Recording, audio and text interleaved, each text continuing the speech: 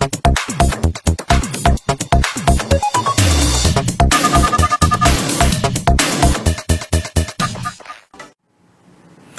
and welcome to another edition of Insight. I am Leron Brummel. Thanks for joining us. We're continuing the discussion as we started the series just a few nights ago. This is the third in that series. How do we secure our democracy given the events of March 2nd and the events afterwards leading to the swearing in of President Dr. Mohamed Irfan Ali's government, which is which has assumed the reins of power and in government for exactly a month and counting as we go. We're heading into an emergency budget that is supposed to be presented. And how do we look at reopening the economy in the COVID-19 pandemic that's not only gripping us here in Ghana, but those around the world? Joining us, Professor Dr. Asquith Rose out of New York is joining us remotely as well. And Steve Ninvalle, no stranger to us, sport president of the Boxing Association. He's been all around the world traveling.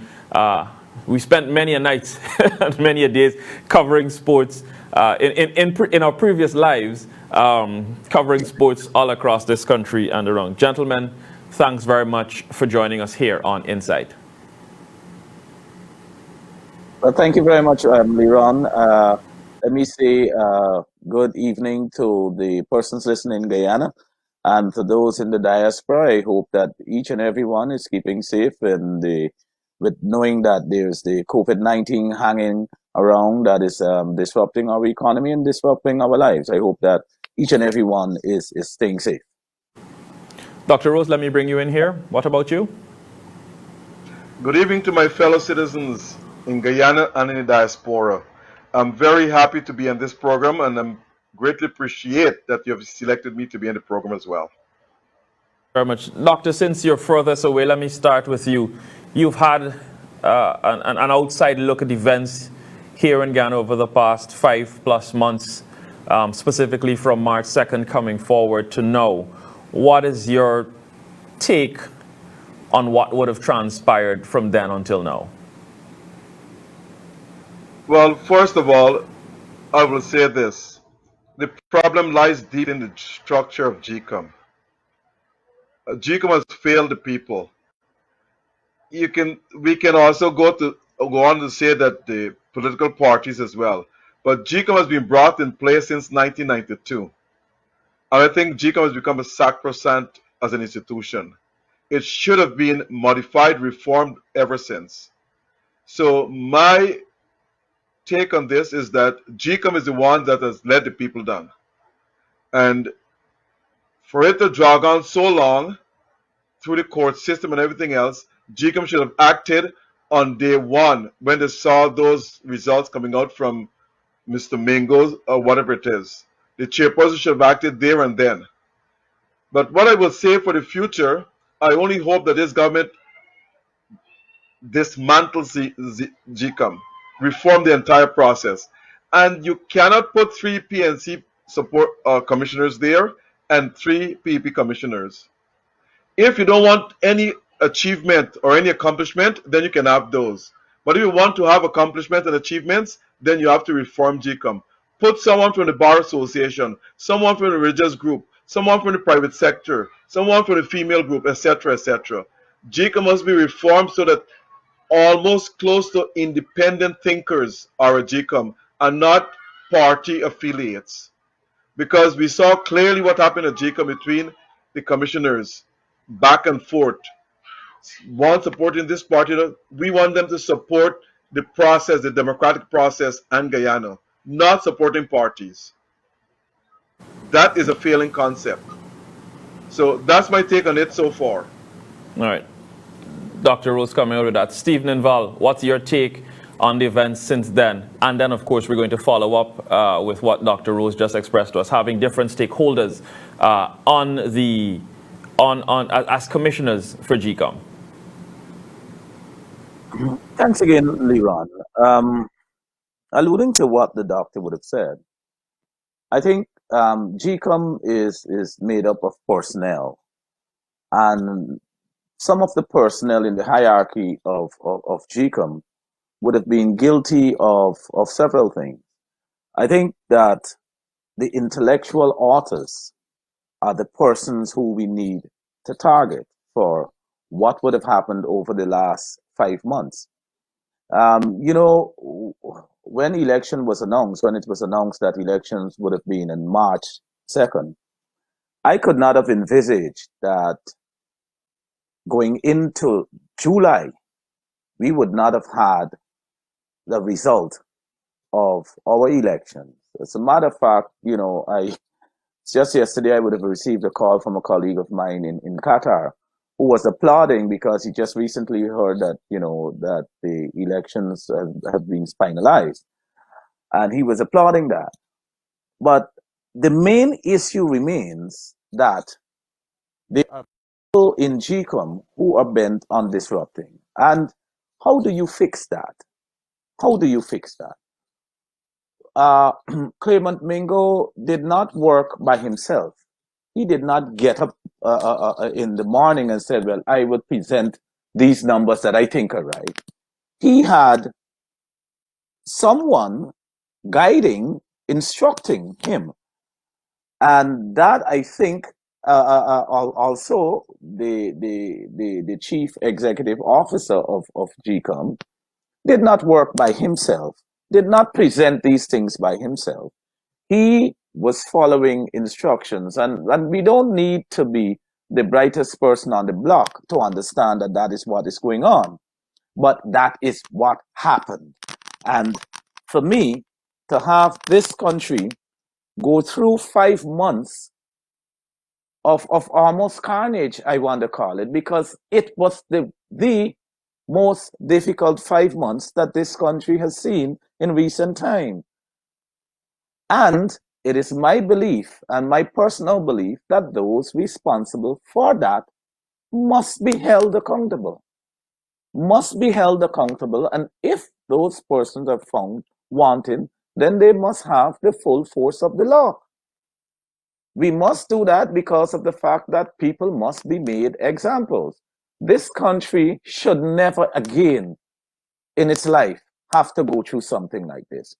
And again, I'm saying that those responsible, the intellectual authors too, must be held accountable. People must say, well, who I was taking instructions from. Because again, it is not Clement Mingo by himself. It is not Lowenfield by himself. There are other persons who are behind this. And I am just a patriotic Guyanese. This is not being on any side of the fence. This is being on the side of Guyana. And persons on both parts of the political divide have suffered immensely because of the last 5 months. And again, I do hope that justice is served at the doorstep on each and every person who is responsible for dragging this on through the last 5 months. That is my take, sir. Steve, you alluded to having action taken. Dr. Rose wants a complete overhaul of GECOM. Dr. Rose, let's explore your scenario. How do you go about having independent persons on a commission for GECOM? Who nominates? How would you see a system like that working if we're talking about reforming GECOM? I think the process should take place. Let Parliament nominate and appoint commissioners, independent of the political parties. Let Parliament be the sole institution to do that. And then these individuals, the senior level of individuals there, will have to take an oath so that they are there to work in the best interest of the organization and the country, not for political parties. And no one should be appointed at GECOM that has a life appointment or cannot be removed from office. They should be held accountable for actions that are not appropriate or contrary to the rules and laws that govern the country. So I'm saying that GECOM must be restructured. Number two, we got to make sure that no region is left behind, like what happened in Region 4 was the last to be counted.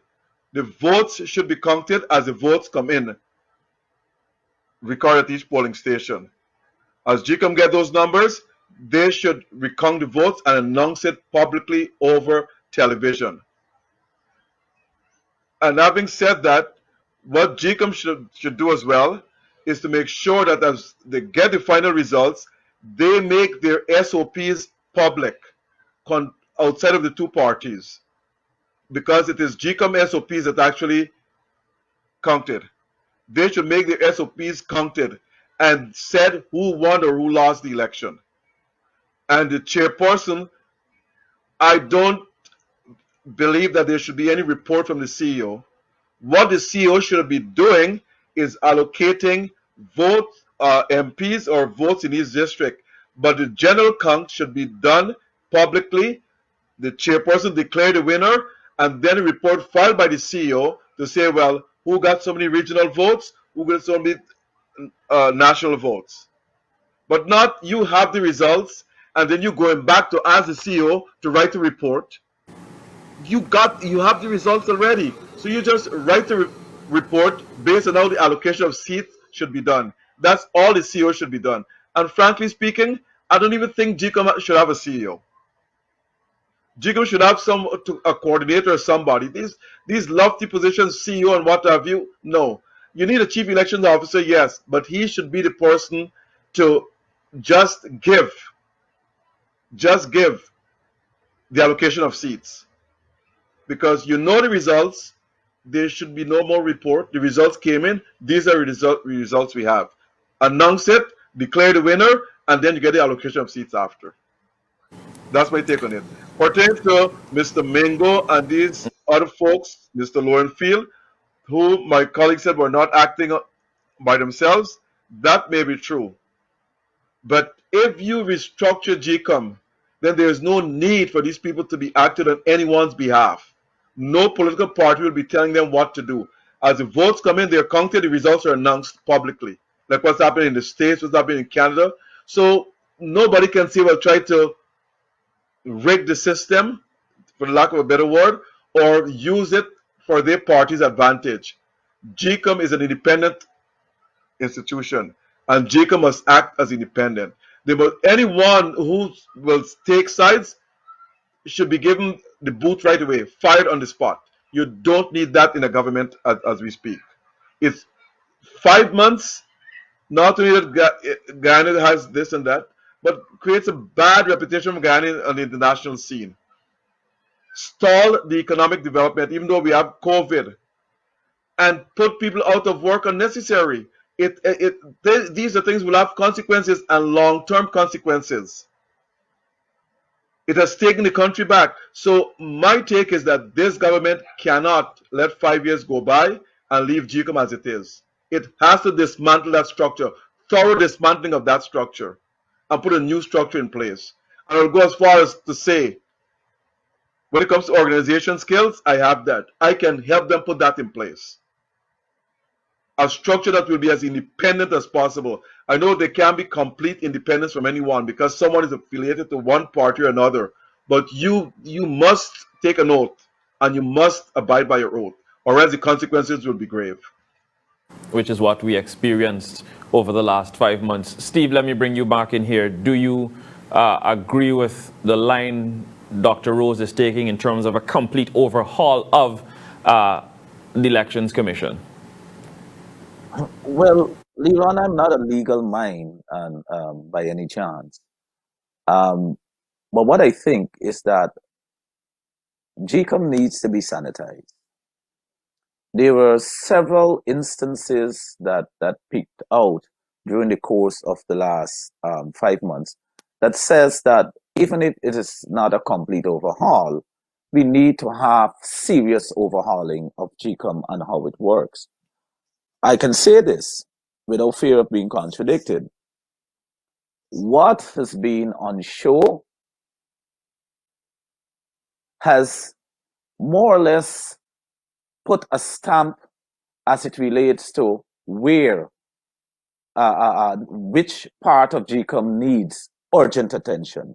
I think we all know which part is that, and I can say that His Excellency and the PPPC party are going to make sure that by the time we get to the next election, we would not be having a revisit of this, of what has happened during the last 5 months. It is not easy for us as citizens of this country, Leron and Dr. Rose, to have to endure that sort of hardship. And I would be first and foremost in the line to say, yes, let's sanitize GECOM. How that is going to be done, I would not want to forward a case right now, but I am assured that is something that is a priority in the mind of the present government. And it's a priority because of the fact that we believe that democracy must be the order of the day. We do not want to head back to the days I was a teenager in the 80s. And I have been able to witness things that have happened during the course of election. I have a son who's 19. He's voted for the first time. And he has been able to witness things that I would have witnessed in the 80s. And that has left an indelible mark in his memory as to what elections is all about. This is his first election, and this is what he was served up. I'm saying that he would not forget that for a lifetime. And if he would not forget that, I will hope that this is the last time my country has to go through this. And whatever has to be done must be done to make sure that there is no recurrence of it. And I understand and I think and I know that we have the legal minds that will address these situations. And again, I can't overemphasize it. Those responsible for that must be held accountable through the legal process. Steve, while you mentioned the legal process and those being responsible, as President Ali said in his inauguration speech at the beginning of August, an investigation will go through. Attorney General Anil Nandal has followed up. Just an interview I did with him a few days ago, has followed up saying this is something very big that we need to understand what is at play, what is at stake here. And we talk law, which means the next step we have to talk about is a constitutional reform, because there was the discussion of the abuse of the court system, not only the local, not only the High Court, the Magistrates Court, the Appeals Court, and the CCJ, but how do we now talk about constitutional reform in this whole scenario? Dr. Rose, let me bring you back in here. There have got to be a complete constitutional reform of the system or rewrite the entire constitution. And in that constitution, what I would like to see happen in Guyana? A fixed date for elections, like what's happening in the United States. A few countries have fixed dates for elections, but Guyana should now embark on a fixed date for elections. Number two, the British bequeathed to us in Guyana a proportional representation system, but they have constituency voting and first past the post. So we should go back to constituency voting process and first past the post. We cannot have a system that is not working. It is working, but it's working very, very ineffectively. Top up seats and all this? No. Let the people in each region, in each constituency, hold their MPs accountable. Right now, people don't even know who the MPs are. So MPs are being assigned to regions. No. And the other thing I would like to see, that MPs should be independent. There should not be a party list that you're telling an MP what to do. I understand the parties want to control their MPs, but that MP should think independently. If the MP acted out of place or whatever it is, you can pull the MP back from Parliament. But let that MP be accountable to his or her constituency. Now, Region 4, in my opinion, is too large a region. It has 40% of the votes cast in Guyana. Now, the person who designed this system had to be a brilliant person, because the person knew why they designed it like that. I think Region 4 should be broken up in at least 2 regions, perhaps 3. but 2 regions. I think the east coast of the Demerara should have a region of itself, Georgia a region of itself, and the East Bank another region. Because there are many other smaller regions than those 2 areas, the East Bank and the East Coast. So Region 4 should be broken up. It's too large. You cannot or should not have a region with 40% of the votes cast in the country. That is wrong. So I'm saying these are some adjustments that should be implemented in the Constitution. Reform. But if you can't just look at the Constitution and just touch it and let it go. No. You need a fixed date for elections. So everyone knows when this day is come forth. Unless there's a no confidence motion. You need constituency voting process. For as far as the polls, the person who get the most votes win the election. It's happening in every other country or most other countries. So we should not have a system where proportional representation, we got to go back and tabulate top up seats and all this, what they have down there. I don't understand. I said, that person put it together to be a genius, but it should be simplified. I win in constituency number 1, I'm accountable to those people.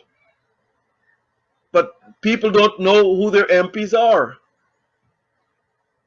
So this is a complete fallacy of the democratic process, in my opinion. Dr. Rose, you refer to a system I've lived in for a few years. That's Trinidad and Tobago. That does the exact same thing you're talking about.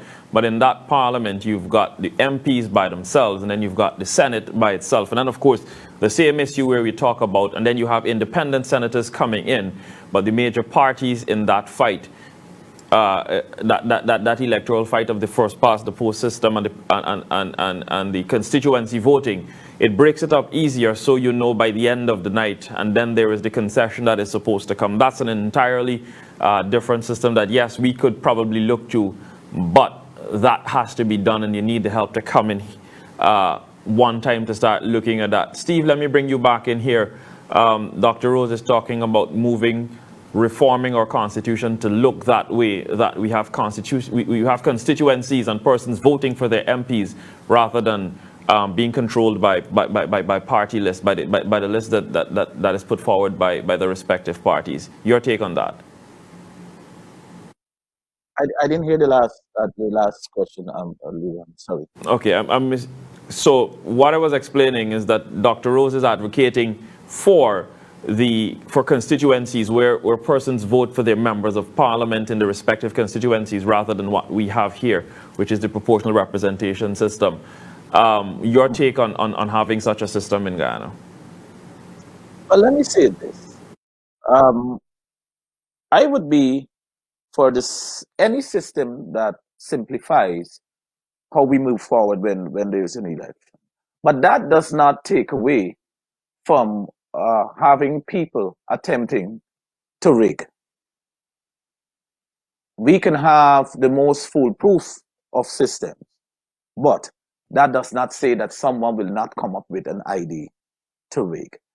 And if I should follow with what Dr. Rose is saying, he's trying to put forward a system that will make it harder in order for people to try to tamper with the system. But we will always have that. And my honest take on it is that we can try as much as possible as to minimize having persons tamper with the system. And, in the Bible, they said, out of evil cometh good.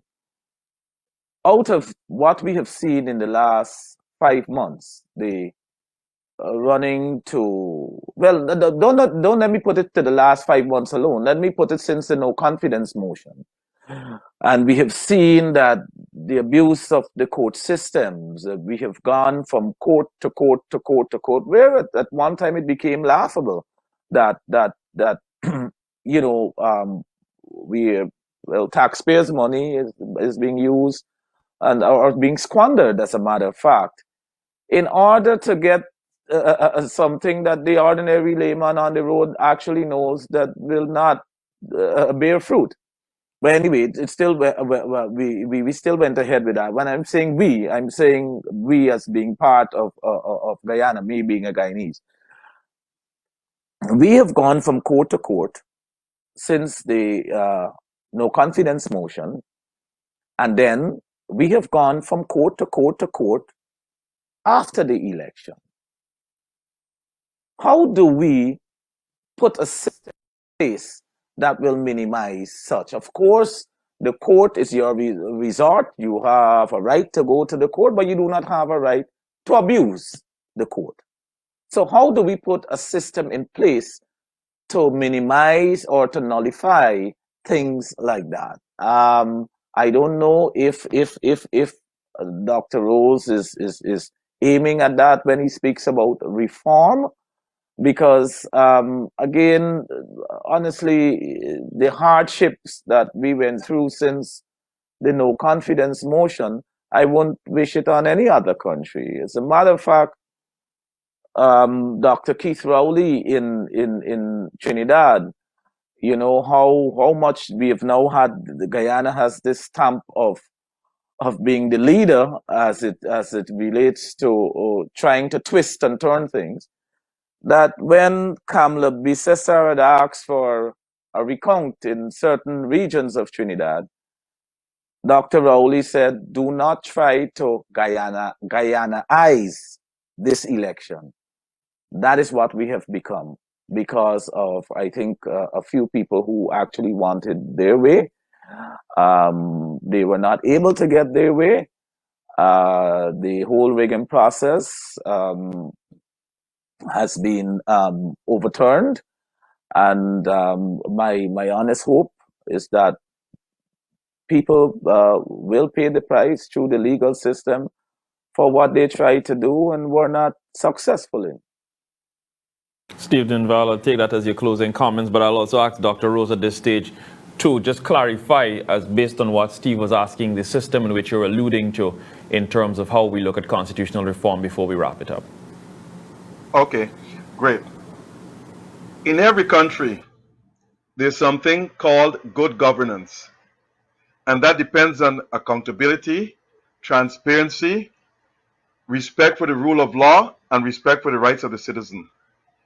Now, when my colleagues spoke about there's no country that elections cannot be rigged, I agree.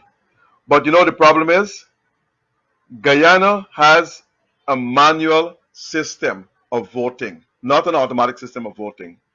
So rigging can be minimized. And I believe that if the mechanisms are put in place, then rigging will be at a minimal amount. In every country, you'll have rigging, but that can be minimized because of the manual voting system we have in Guyana.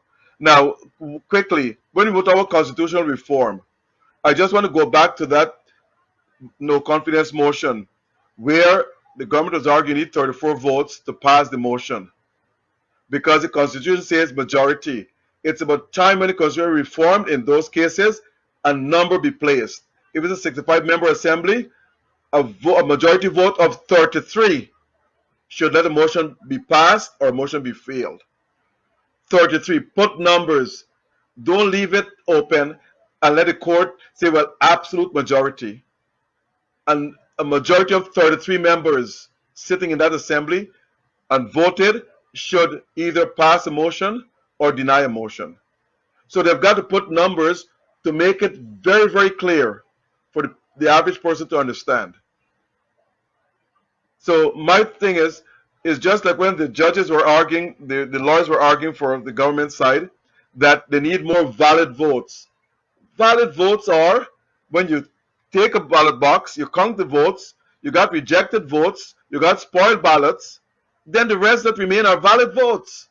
So why would a judge or judges in Guyana tell me that you need the recount should be based on valid vote counts, and then you have top officials from the government side saying GECOM must take into consideration valid votes. If valid votes are not the ones that were rejected or the ones that were spoiled, the rest are valid votes. So we don't need, the country must be for, we don't need all these little arguments that lawyers will bring into play to say, no, if the constitution is justly reformed, you put numbers in place and you make it as simple as possible. Like the American Constitution, there are a lot of amendments, but people know what they can encroach upon.